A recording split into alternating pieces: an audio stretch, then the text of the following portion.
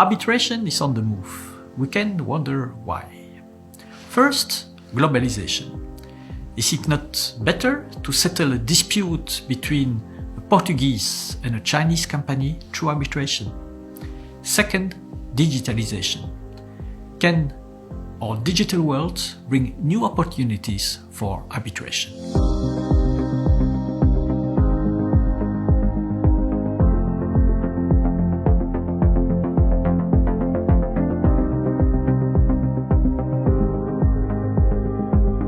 What says the law on arbitration?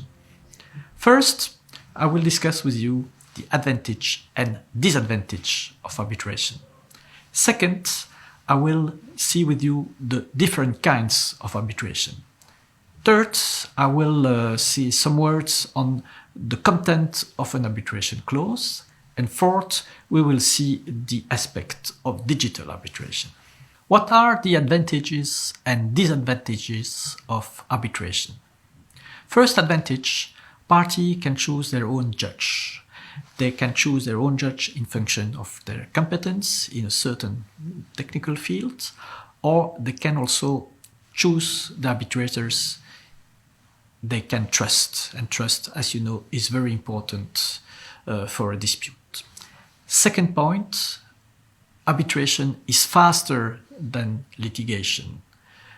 You can have an arbitration award within a period of 6 months, but if you go before the court, maybe you have to wait for 3, 4, or 5 years before having a definitive judgment.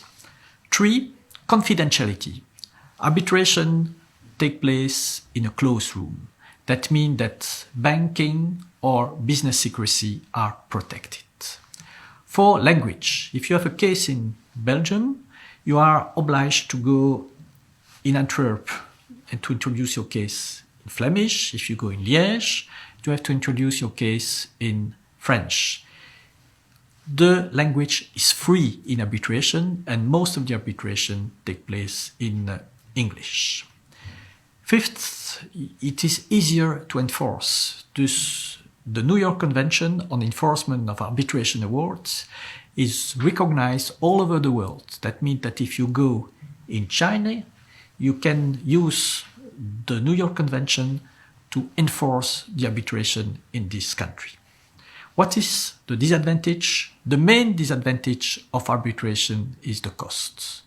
The costs are something high because you have to pay your own judge, what is not the case before ordinary courts. What are the main kinds of arbitration? Institutional arbitration and ad hoc arbitration. Institutional is an arbitration which is entrusted to a specific arbitration institution. I can give you 2 examples. ICC, International Chamber of Commerce, the Court of Arbitration has a very high reputation. That means that the case manager of the ICC follow up your procedure, the proceeding of the arbitration. And secondly, they supervise also the quality of the work of the arbitrators. In the case of the CEPANI, that's also an institutional arbitration. It's also a case manager who follow-ups all the case. And in both cases, there is a revision of the quality of the arbitration awards by the institution. On the other hand, we have the ad hoc arbitration. In this case, the arbitrators are free. They have only to stick by the arbitration clause and also by the rules of the judicial court. When you draft an arbitration clause, you have to pay attention to 3 problems. First, the number of arbitrators. I advise you to take an hot number of arbitrators because when you have 2 arbitrators, it's maybe difficult to find a solution. Second, the seat of arbitration. Why is it important? Because the procedure rules are the rules of the seat of arbitration. And third, the language. I already explained that language was very important. Thus, you can choose your own language, but it must be mentioned in the clause. It is anyway better.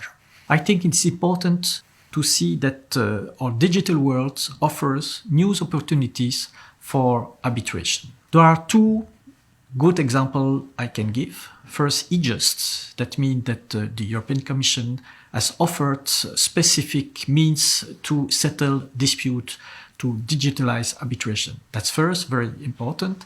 Second, more specific example, in case of documentary credit, there is a new dispute resolution means online, DocDex, and when you have a problem in this very specific field, you can use this specific way of dispute resolution to settle your case. Through this presentation, we see that arbitration is really on the move. We saw that arbitration is very efficient and very flexible. And I want to stress the digital arbitration. We see that through the initiative of the European Union, through the initiative of the International Commercial Court, digital arbitration is a reality. If you want to have more information on this, I invite you to have a look at our website, philippelau.eu.